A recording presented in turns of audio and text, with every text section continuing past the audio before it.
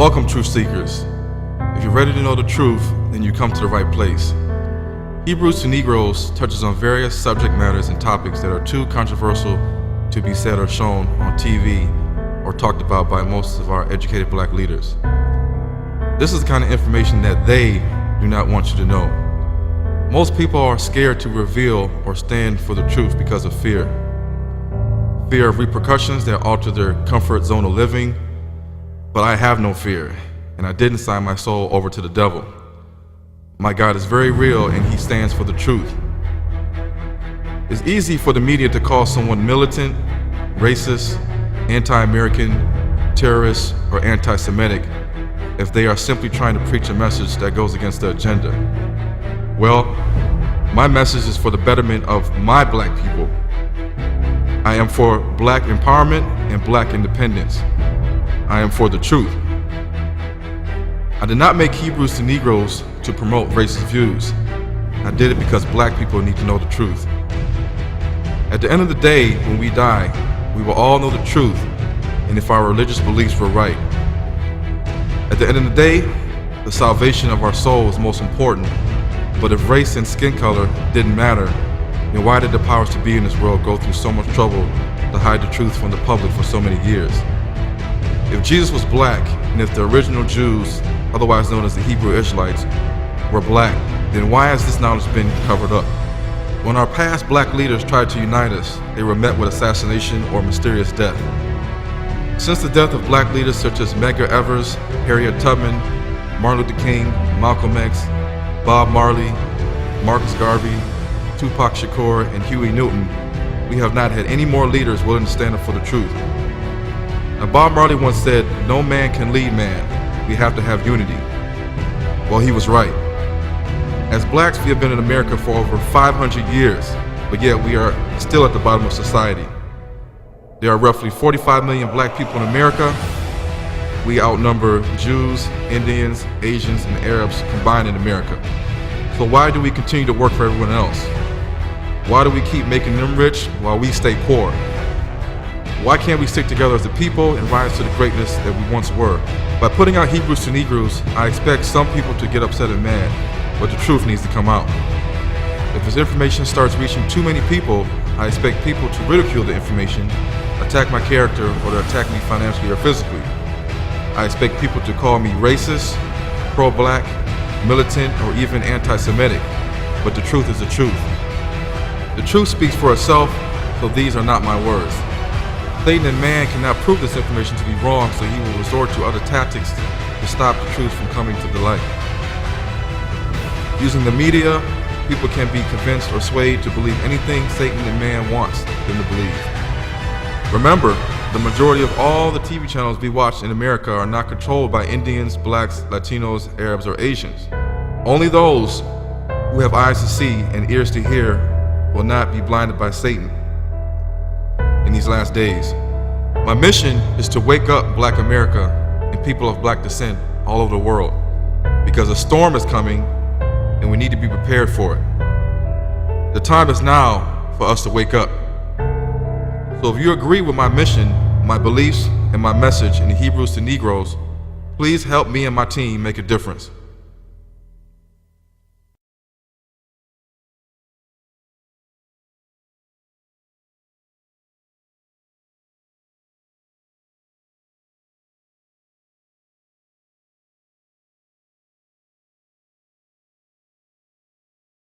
So here we have pictures of evidence of eugenics. We had a movie that came out a while back ago, a good movie. It's called Black Genocide in the 21st Century. Maafa 21 talks all about eugenics in America with Negroes and blacks. Planned Parenthood was an Asian institution Asian set in place for eugenics for black people. The birth control pills, when they made it, it was designed specifically for black people, and black people today are still taking it.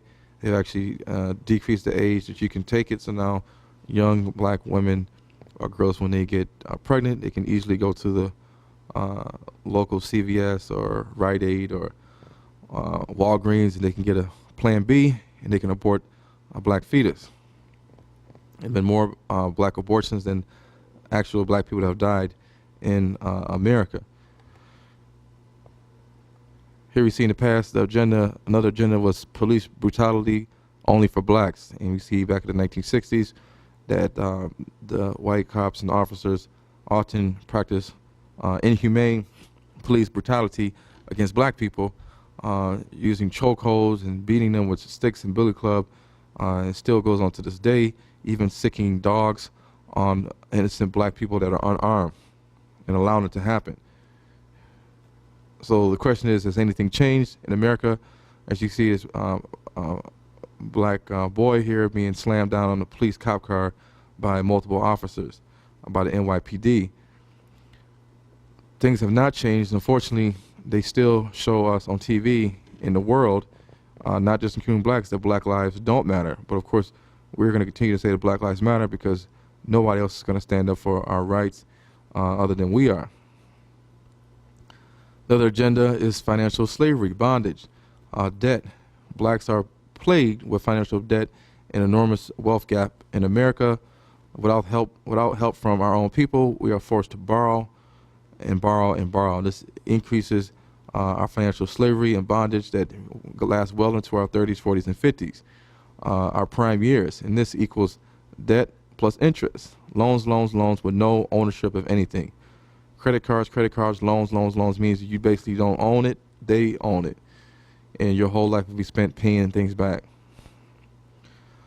The agenda also, as you see in red, employer bondage. Make sure that you get a job. Here we see not 12 years a slave, but 40 years an employee. And why must we repeat the same cycle of working 30 to 40 years like our parents?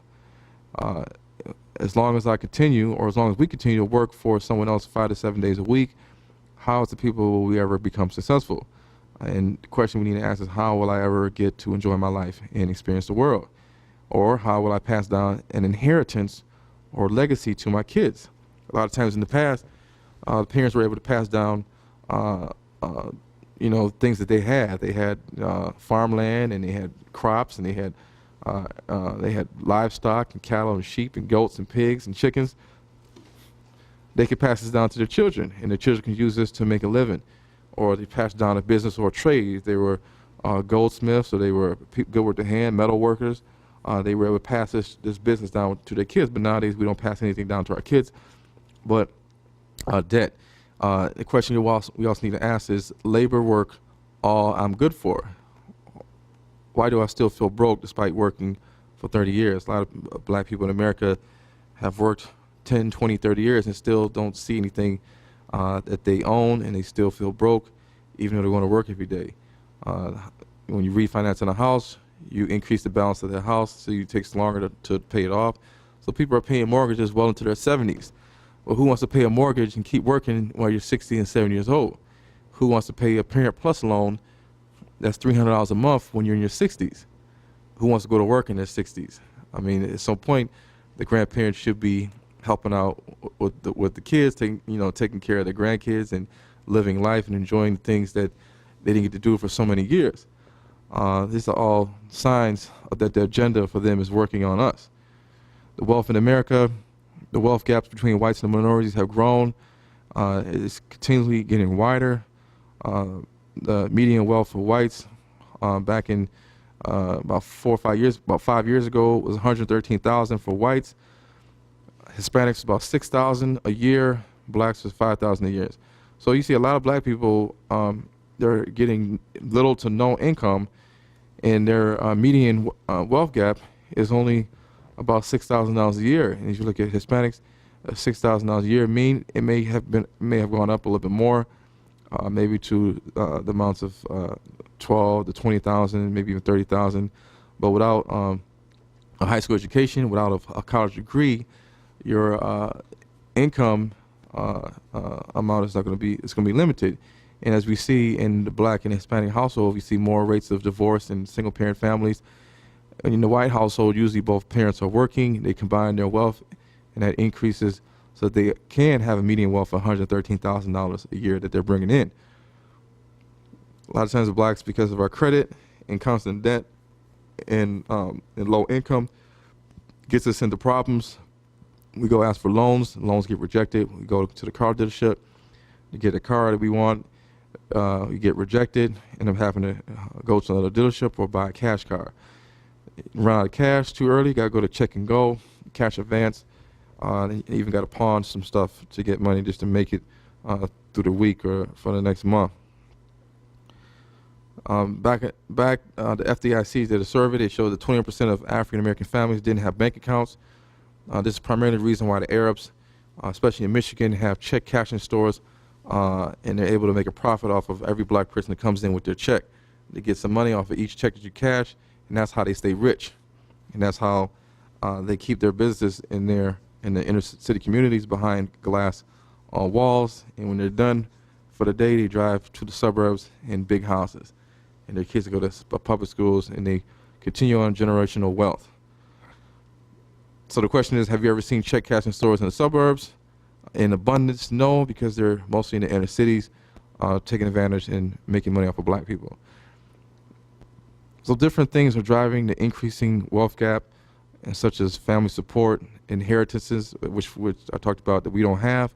When black people die, they usually don't leave any inheritance. Sometimes they don't leave any life insurance. If the person didn't take advantage of life insurance on the job, or just didn't know about it, or just wasn't taught that that's something you need to do when you start working and you start having kids, is to get your kids on some life insurance. Other thing is unemployment. High unemployment drives the increase in racial wealth gap between whites and blacks. The number of blacks that are college educated. Of course, if you're not college educated, your wealth is going to be limited, your income is going to be limited, and that also increases the wealth gap. It's a known fact that at Wayne State, if 15%, maybe 16% of African Americans are being enrolled in admissions in Wayne State University, at the end of the day, the graduation statistics show that less than 5% of African Americans are graduating from Wayne State University, which is in the inner city of Detroit. So the majority races, the other 95% of people graduating from Wayne State University in Detroit, is people of other races. You have your Arabs, you have your Indians, you have your Asians, you have your white, and you have your Jews that are graduating. There's 95% of graduating classes through Wayne State every year is other races. 5% or less is African Americans. This shows you who is going to be on top, who's going to have all the key positions, who's going to own business, who's going to have money. Also, income. Income is related to your education. Also, home ownership. If you don't have home ownership and you are constantly forced into rentership, which they did with blacks in the projects in New York City, and you pay high rent, almost the same as somebody paying for a house in the suburbs, that also contributes to the increased racial gap. So these are all agendas designed to control blacks and keep us down. Home ownership, access to credit to get home loans, is a lot of racial discrimination that still persists, showing that we're not equal, because they did studies that showed that blacks were denied loans 80% more than whites on the applications. Blacks are self-conscious, and sometimes they have predatory lending that gets blacks caught up in loans that they know that they can't pay, that they end up defaulting on, and it screws up the credit. And then the person has to file for bankruptcy, which further screws up your credit. So it's the repetitive cycle of keeping us down.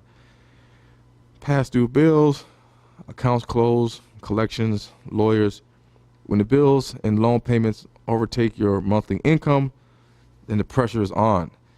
But don't fall behind. Fall behind, and soon collection agencies and these law offices will be on your back, causing a lot of stress and worrying. Also with levies, bank levies, and wage garnishments will be the next thing that they will try to pressure you about and get you to even have more worrying. So what's the solution? What's the solution? The solution is what our parents taught us, which they were taught by their grandparents and from the slave masters. The only thing that they knew how was to what? To get another job, to work, to labor. What kind of job should we get? Well, most of the jobs they're going to tell you to get is going to be in retail, food service, or healthcare. So everybody wants to get a job, get a job, get a job, get a job.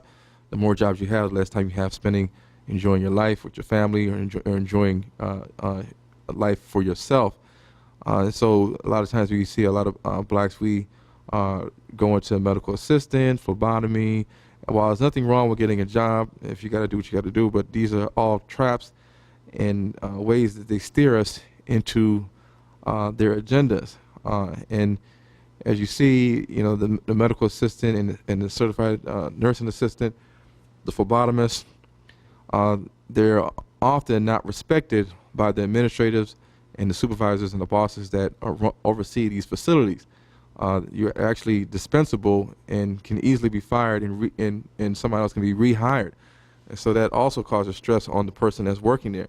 And as you see with food service is something that is always going to be around, and they're always going to have somebody to replace you if they fire you. So, but they want you to join up in food service and work for the many corporations that make millions of dollars pumping this unhealthy food into the black community, such as Wendy's and Burger King and McDonald's and Chick-fil-A and KFC and Arby's and Hardee's and all these different places they got for us to spend our money and also work there. So you work at these fast food places, and then you get your check, and you also eat at their facilities, so it's like you're giving the money right back to them. It's the same thing if people work at Walmart and Myers and Costco's, and they get their paycheck, and then after they get their paycheck, they go right back into the same store they work at, and they buy the same goods from the store they work at, so you're basically giving the money right back to them. Almost like being in prison. But you're allowed to go home and live with your family. So the agenda tells us to go to college, get a degree, because that's what we're told, to get an education and get a degree, and acquire massive amounts of student loans. Because our parents didn't set up trust funds for us or pass down inheritance, we have to set up debt in order to go to school. This debt will be there whether you get a job or not after college. And it's not going anywhere, even with bankruptcy. So people then ask themselves, well, here's a picture of black graduation, historically black college. And you will see people ask themselves, well, I went through 4 to 6 years of college. I finally did it. I made it. I got my degree. But I accumulated almost $70,000, sometimes even $100,000 in student loan debt because my parents couldn't afford to pay for my college. I maxed out my credit cards. So what's next? More school? That means more debt. And how will I enjoy my life? So you see the guy saying, now what? Now what? So you graduated, you got your tassel, you got your cap and gown, you got your degree. So now what? You don't have no money in your pockets. You got no money in the bank. But you have an education, a degree from the school that says that you are now certified to do what you went to school for. But you can't find a job, and you got a lot of student loan debt you got to pay back. And if you do get a job in your field, you realize that it's not enough, especially if you're trying to have a family, have kids, in addition to other things. And so we end up repeating the cycle of working and laboring for other people. And so at some point we got to ask ourselves, are we working to live, or are we living to work? Is the black race as a whole living, or are they working? Now you see here in this picture, you see a white couple eating breakfast in the morning right by the deck of a boat overlooking the ocean, and they're in their white cotton robes, and they got fresh squeezed orange juice and eggs, and they got toast. And if you ask most people, elderly people that go on cruises, whether they're going to Mexico, the Caribbean, or anywhere, just go on the cruise boat and see the majority of the population that's on these cruises going to these exotic Caribbean islands. Most of them are not going to be black. Most of them are going to be other races, enjoying the world, seeing the world, not just seeing the streets that they live on. You see people here snorkeling, other races are snorkeling, their whole families are going into the ocean and snorkeling, even the kids That's not a common thing in the black community. It's for all the people to be snorkeling in the water, touching the fish. And so the question is, should I work my whole life to pay for things and debts, which are agendas to keep us trapped and enslaved, like having multiple seat belts, or should I enjoy my life with the work that I'm doing? This picture right here is showing us who is actually living. On the left, you see the beach. You see the lady laying out in the sun, trying to get a sun, trying to get a tan, but she may not get a tan depending on how long she stays out there. And you also see the empty chair overlooking the ocean and the boat and a beverage. And you see that the people over here are obviously living and enjoying a stress-free life. Over here on the other side, you see is blacks. We are constantly under pressure, and are we really living? You see the maid, she's outside of the door. On the inside are the people that she works for, the non-black people that she works for. And we see here in food service the repetitive machine of cranking out orders and food to customers for 8 hours every day, 5 to 7 days a week. And most of the people that work at these food service places, fast food places, they don't have any health care. They may not have any short-term or long-term disability, and the places may not offer 401k or any type of benefits like that. So the question is, do I want my life to be like this or to be like that? So do you want your life to be like the couple at the top, or do you want your life to be at the bottom, taking care of other people just like we were doing in the past, post-slavery? Everybody has to make a decision on how they want their life to be. Meanwhile, other races are traveling the world, seeing the pyramids in other areas in Mexico and United Kingdom, seeing different parts of the world, and living in exotic places while they're at it. Waterfalls and lagoons and grottos. This is what they consider living, that they don't want us to do, because they have agendas to keep us enslaved and only working in the cities, which I call ranches, that they have set up for us. And you see here the boats, yachts that other races have, they get to enjoy during the summertime and throughout the year, that most black people don't have any ownership of. So, like I said, you're making money, but you still feel broke. Are you working to live, or are you living to work? This is not living. Now, a survey researched about 100 black men and women. They indicated that the tendency to embrace mainstream American culture, which means fit in, was associated with higher blood pressure and heart rates. So, and it was associated with also higher degrees of hostility. This means that all the butt kissing that we're doing at the office is impacting our health and making us more likely to snap when we step out of the office. So while we're at the office and working, our blood pressure is on an average higher, in addition to our heart rates, than other races. And also our degree of hostility. Now, the Division of Population Science at the Fox Chase Cancer Center examined the effects of racial stressors on cardiovascular reactivity. In 31 black males and 31 white males, they had shown both of them racist videos. Although the racist videos increased the blood pressure for both groups, black males and white males, the black people maintained high blood pressure after the video was done. So when a white person sees something racist on TV or video, it affects them only at that moment.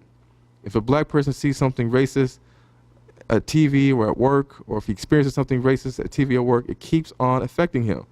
Even when he leaves or he doesn't see that no more, he's still angry and upset.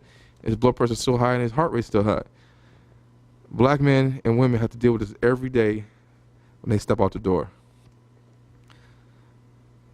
And the question is also at the house, when you're even inside the house, do you have a stressful house where the kids are stressed, the husband's stressed, the wife is stressed, or do you have a happy house where you're smiling, you're enjoying the way life should be with the family all together, helping each other.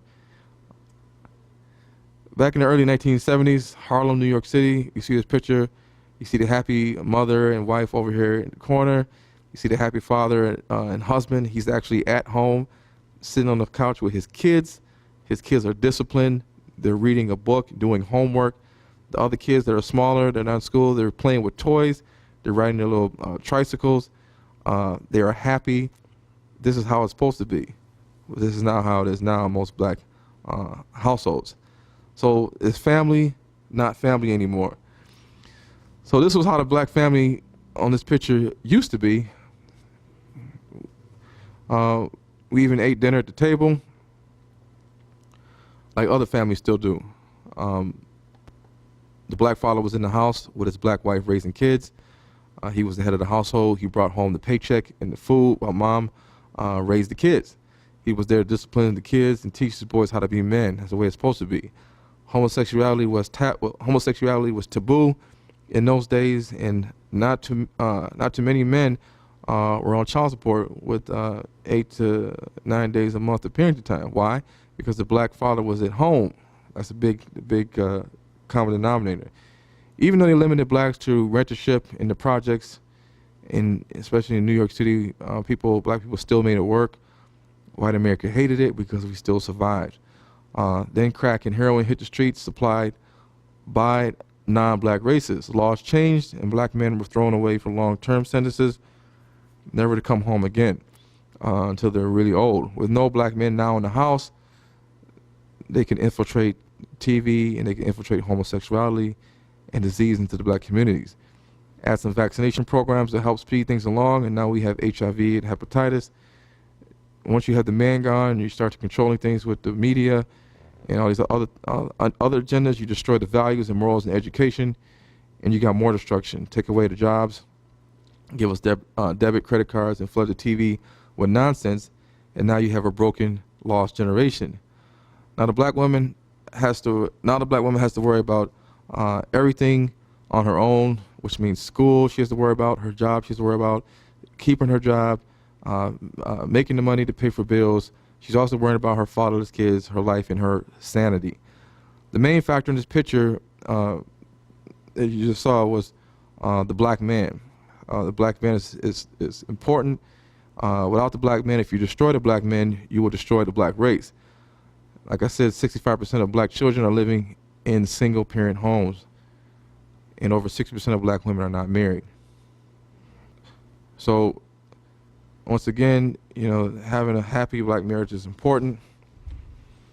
If you're not happily married, it usually leads to divorce, and that feeds right into the statistics of what's going on. Even financial stress, unhappy, stressed black marriage, finances is a lot of times the root of the problem. It could be a lot of other things going on, issues that oftentimes we don't address, or there's nobody around to address it or help us solve it. In addition, these financial stressors, like I said, the debt plus interest perpetuates financial slavery, just like physical slavery. So the big question is, this guy right here is just looking, he's wondering. Over here you see pictures of roots, and you see blacks enslaved and changed. The other guy down here, he's confused. He doesn't know what to do. He's got his head in his hands. And so the question is, this guy is saying to himself, I got to figure something out. I can't just work my whole life and then get sick and die. That's what my parents did. So why am I repeating the mistakes that they made?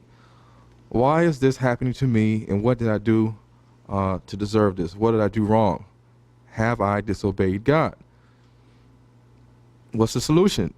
Well, the question is, why can't blacks today have an economy within an economy like other races have? Why can't we have our own banks, our own grocery stores, our own new affordable green housing, our own cities with businesses controlled only by us? Isn't there rich blacks out here? Yes, there are rich blacks out here. Well, the problem is there's an entire industry built on the exploitation of African Americans, primarily and particularly in the area of financial services. For this reason, many blacks can't go to the bank and get bank accounts, and most people are trying to survive day to day financially. This is how payday lenders get over on us, asking us to pay insane interest rates on modest loans. So not having money isn't something we can always control, but there is no excuse to not having financial literacy. There are different articles and things that talk about the issue, and once we realize what we're up against, it's easier. It's a step to try to fix it, but there are people out there that are praying and seeking to exploit us and destroy us financially. So a lot of times we will blame the past or blame other blacks who are fortunate to have a lot of money for the problems that we're going through today. And one of the clear examples was after George Zimmerman was acquitted in the shooting of Trayvon Martin, Obama, our first black president, he explained the black response to the verdict in this way. And a lot of black people, especially black Christians, voted for Obama, and they cried when Obama was voted. And Obama responded to the Trayvon Martin killing as, quote, they understand that some of the violence that takes place in poor black neighborhoods around the country is born out of a very violent past in this country, and that the poverty and dysfunction that we see in those communities can be traced to a very difficult history. So Obama was doing exactly what liberals have been conditioning blacks to do since the 1960s, which is to blame black pathology on the legacy of slavery and Jim Crow laws.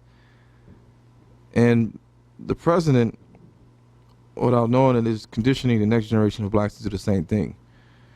And one interesting, this is a picture of Donald Sterling, one interesting financial Juneteenth remark that Donald Sterling made that raised eyebrows was his comparison between blacks and Jews. Donald Sterling said that while successful Jews often reach back to help their own climb the ladder of success, many wealthy blacks do not do the same. And he said, quote, Jews, when they get successful, they will help their people. But some of the African Americans, they just don't want to help anyone. So to many, Donald Sterling is a jerk, but does he have a point on what he just said? Well, a lot of people say he made a very valid point because the Jews do help each other, but blacks, we don't help each other. And when anyone speaks about wealthy black people reaching back to the community, they often are met with criticism from those who feel that rich blacks don't owe anything to anyone except for the car lot where they bought their latest Mercedes. And that's kind of like how the views that we have today in society. But when you look around, we have a lot of rich, wealthy African Americans in every state, in every city. But you gotta ask yourself, what do Africans or African Americans own in your city? As a whole, are we the labor servitude workers or workforce of our cities, or do we own the businesses in our own communities? So this is for Africans and African Americans. And you see here in Forbes 2013 Black billionaire list, you see that in the top position we have Aliko Dangote from Nigeria. He's 55 years old at the time. His net worth was $16.1 billion. Number 2 position, black 60-year-old man from Saudi Arabia named Mohammed Al-Amoudi. Number 2 position, he's net worth of $13.5 billion. Number 3 position, a Nigerian, 59 years old, Mike Adenuga. He has a net worth of $4.7 billion. You see another lady, South African, 51-year-old man. Well, he's actually a man. His name is Patrice Motsepe. He's worth $2.9 billion. And we all know at the 5 position, Oprah Winfrey, she's worth about $2.8 billion. She's an African American. You have an Angolan, 40-year-old man. 6th position, Isabel Dos Santos. He's worth $2 billion. Then we have Mohammed Ibrahim. He's British from Sudan, 66 years old, seven position. He's worth $1.1 billion. America's new millionaires, and some of them are close to getting to billionaires, are entertainers and athletes. LeBron James, P. Diddy, you have Jay-Z, you have Lil Wayne, you have all these athletes making millions of dollars, close to the $1 billion range. But when we look around, we don't see any real signs of this or them giving back to the community. Maybe they're doing it on somewhere else in small levels, but when we look around, we see a lot of other races helping each other with community centers. And so the question is, do we as blacks have our own community centers in the states and cities that we live in? Where is the black church and the rich black billionaires at to help? Here we see the Jewish Community Center. They have everything in here. They have tennis courts, they have basketball courts, they have swimming pools, they have things for the kids. A lot of people that are non-Jewish, they actually join up to the Jewish Community Center, and they pay for a membership, which goes to helping their people, and we utilize their facilities because we don't have our own facilities.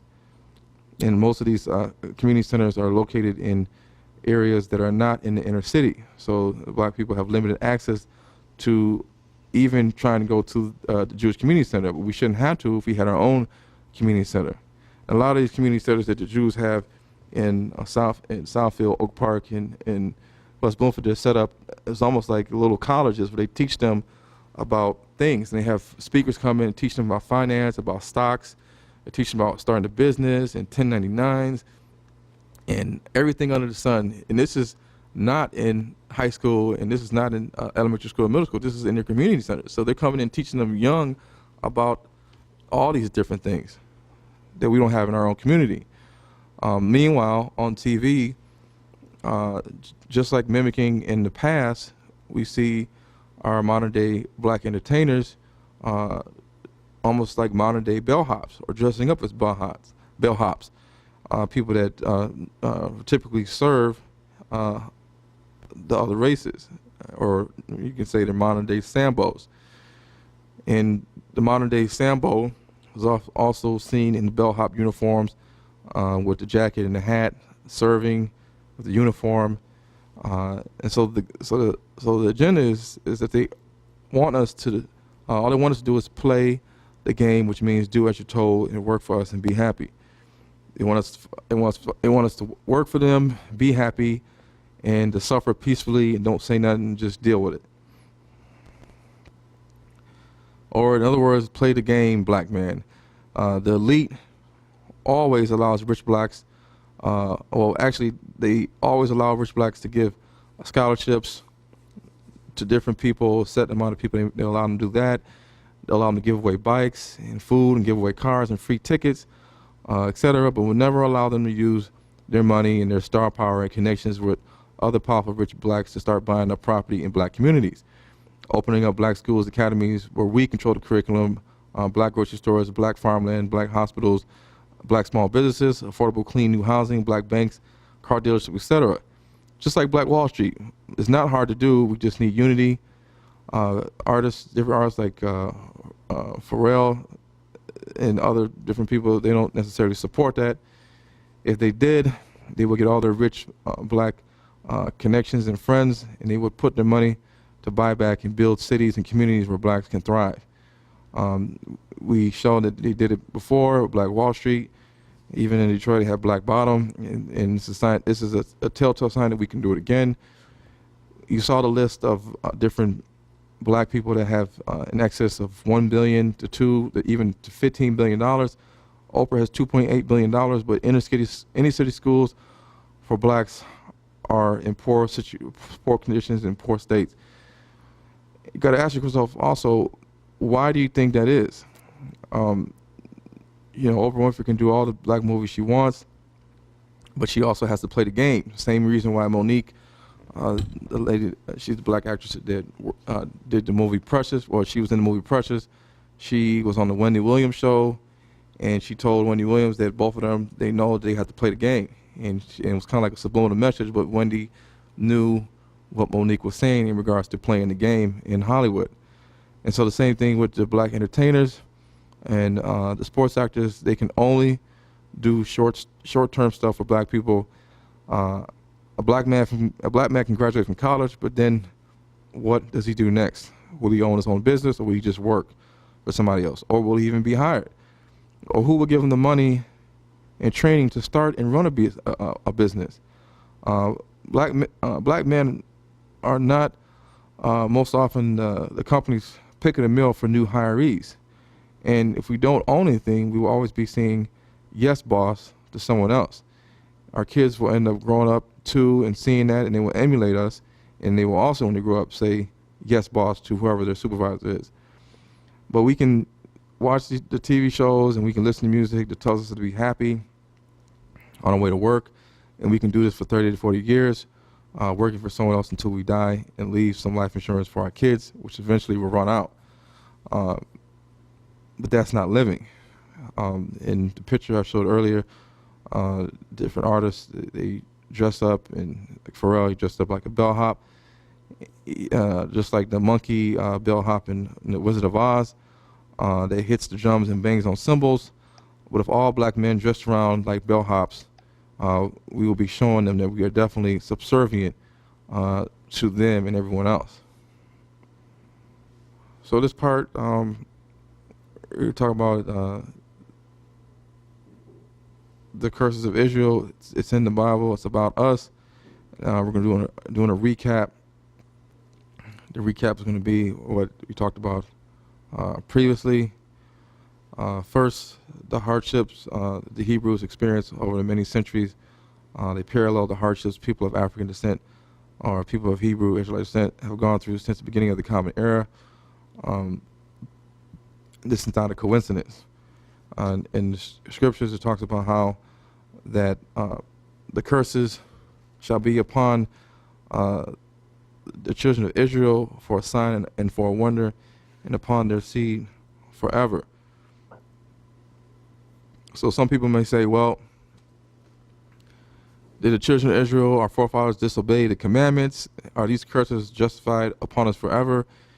Did they do this, and why us? Well, in Daniel 9, verses 9 to 14, they made comment about this, and they said that to the Lord our God belong mercies and forgiveness, though we have rebelled against him, neither have we obeyed the voice of the Lord our God.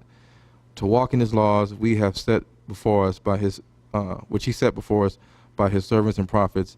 Yea, all Israel has transgressed the law, even by departing, that they might not obey the voice. Therefore the curse is upon us, and the oath that is written in the law of Moses, the servant of God, because we have sinned against him. And he hath confirmed his words, which he spake against us and against our judges that judged us, by bringing upon us a great evil. For under the whole heaven hath not been done as hath been done upon Jerusalem. So the children of Israel all admitted that they did not keep the commandments and did not obey the voice of the Lord their God, and they sinned against them. Before this, the curses are upon them. So if that's the case, then we should see the curses manifesting in a certain group of people. And if you look at the old pictures of the Israelites, one clue is that you can see that the ancient Israelites from 700 BC, they had woolly and kinky hair like that of a Negro, and they had dreadlocks. And as you can see on the right, Albert Einstein and Benjamin Netanyahu, they do not have the same typical hair pattern as the ancient Israelites had, and they were not the same complexion. But the question is, who are the real Hebrews? Which one of these races and nations are going through the curses of Israel as listed in Deuteronomy 28, 15 to 68? Do the Jews today even look like the ancient Israelites? No, the Hebrew Israelites look like us. And this is a picture of Ricky Williams. You can see his hair. You can see just typical Negro hair. It grows as kinky and it's tight curled. And the longer you let it grow, it turns into dreadlocks. And the same thing with the beard. And that's why the pictures here depict the tight curled knots in the hair. And so the New York Times magazine also even had questions in regards to who are the real Israelites. In October 29, 1986, the New York Times, in an article entitled "Scholars Debate Origins of the Yiddish and the Migration of Jews," states that arching over these questions is a central mystery of just where the Jews of Eastern Europe came from. Many historians believe that there were not nearly enough Jews in Western Europe to account for the huge population that later flourished in Poland, Lithuania, Ukraine, and nearby areas. By reconstructing the Yiddish mother tongue, linguists, experts hope to plot the migration of the Jews in their language with a precision never possible before. And it has been suggested on the basis of linguistic evidence that the Jews of Eastern Europe were not predominantly part of the diaspora from the Middle East and Israel, but were members of another ethnic group that adopted and converted to Judaism. And one linguist has recently argued that the Yiddish tongue began as a Slavic language, a Slavic, Germanic, Turkish language that was relexified with most of its vocabulary replaced with German words. That being said, if you can speak German, you can understand Yiddish. Even more troublesome are the demographic studies indicating that during the Middle Ages, there were no more than 25,000 to 35,000 Jews in Western Europe. And all of a sudden, they had a population boom and an increase. These figures are hard to reconcile with other studies showing that by the 17th century, there were hundreds of thousands of Jews in Eastern Europe. This is because the people just convert to Judaism. They're not, and they don't, I mean, in terms of birthwise, this could not happen unless you just convert. And when you convert, you chalk up that number as a Jew. So the more and more people that convert to Judaism, you could chalk the number up faster than it takes for somebody to actually be born and actually be childbearing age in their 20s and they have children and then say, okay, I'm a Jew by birth because we had a child.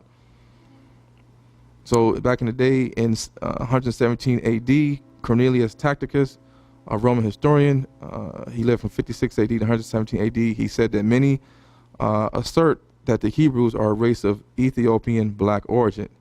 So looking at the two groups, which group fits this statement? As you can see, here's the pictures of the Ethiopians that we see today from different tribes and villages. And obviously they are black and they have hair as that of a Negro.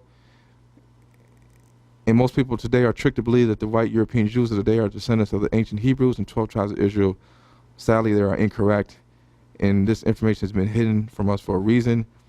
Cornelius Tacitus knew about this about 2,000 years ago.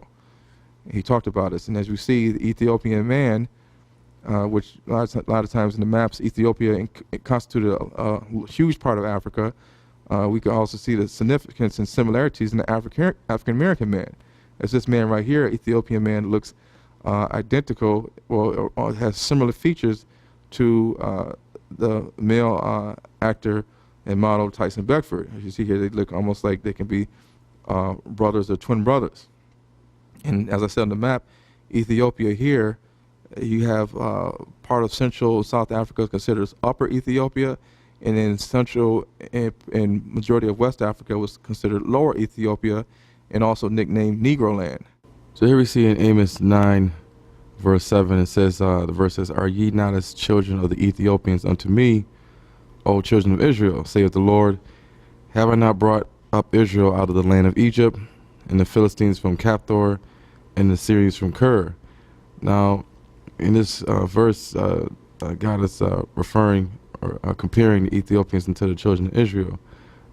He could have picked any other race or nation group out of the world, but he chose the Ethiopians with the Israelites. I mean, he didn't choose the Greeks, he didn't choose the Persians, he didn't choose the Babylonians or the Assyrians, he didn't choose the Italians or the Spaniards. In the Libyans, he chose the Ethiopians. Obviously, the only comparison would have been the comparison of the skin color, because they were not too far different from each other in terms of skin color and hair texture. Here we see ancient pictures of the Ethiopian Nubians. Before it was called Ethiopia, because Ethiopia is a Greek term, for burnt skin, burnt faces. It was called Nubia. That was Upper Egypt, which is closer to the south of Africa. And here you see the Ethiopian Nubians are dark-skinned people, and a lot of them still have the same hair styles that you would see the people having right now to this day. So in the Bible, Isaiah 3 verses 20 and 21, It shows the Nubian sisters with earrings and bonnets. And Isaiah also talks about how the children of Israel, the women, during back then in those days, they also wore bonnets and ornaments of the legs, and headbands and tablets and earrings and rings and even nose jewels. And in cultures today, you will only see primarily people of African descent wearing nose rings and headbands and all types of jewelry and beads around their neck and around their arms, in addition to some of the Native Americans and also some people from India. It's not something you'll typically see in European white nations. So many historians in the first century recorded the Hebrew Israelites in their diaspora or exile to Africa and Arabia. But in the year 65 AD, the Roman armies under General Pompey captured Jerusalem. In 670 AD, General Vespasian and his son Roman Emperor Titus put an end to the Israelite state with great slaughter. And during the period of the military governance of Palestine, many outrages and atrocities were committed against the residue of the people. And so during the period from Roman General Pompey to Roman General Julius Caesar, it was estimated that over 1 million Jews fled into Africa, freeing from the Roman persecution and slavery. And it's a known fact that the slave markets were full of black Israelite slaves. And this was documented by Rudolph Windsor in the book From Babylon to Timbuktu. So here we see a picture of Africa and the Israelite migrations. Many different maps will show the Israelites from the Middle East scattered into Arabia, and then to South Arabia, Yemen, and also into Egypt, and then also further into South Africa, and also all the way into West Africa. And from West Africa, a majority of slaves were taken during the transatlantic slave trade, and during the Arab slave trade or Indian Ocean slave trade, many of the slaves were taken from East Africa. So as you can see, different time periods that the different children of Israel, depending on their migration patterns into Africa, and their deposits of civilizations, or when certain tribes would settle in certain areas and other tribes would move on and have families elsewhere, you could see how the slave trades affected and took the certain people that were in this area. So let's do a recap. The scriptures, it talks about Deuteronomy 32:26. It says, the Lord says, I said, I would scatter them, meaning the Israelites, into the corners of the earth. Corners means the four corners of the earth, and I would make the remembrance of them to cease among men. So the remembrance of the true Hebrew Israelites would cease among men, because they would be scattered into the four corners of the earth, and they would lose their identity, lose their names, they would lose track of who they were as a people and what tribe they're from, and even lose their language. And this is all what it takes to be lost in remembrance. The Jews today in Europe, if you ask them, they've always been found, and they've never lost their heritage or the history of who they are. If you ask them, because they believe that they are descendants of the original ancient biblical Hebrew Israelites. If they knew that they were converts, they would say at a certain time in history that we converted to Judaism, and so that would, basically lay to rest that they were actually real Jews. But of course, they're not going to say that.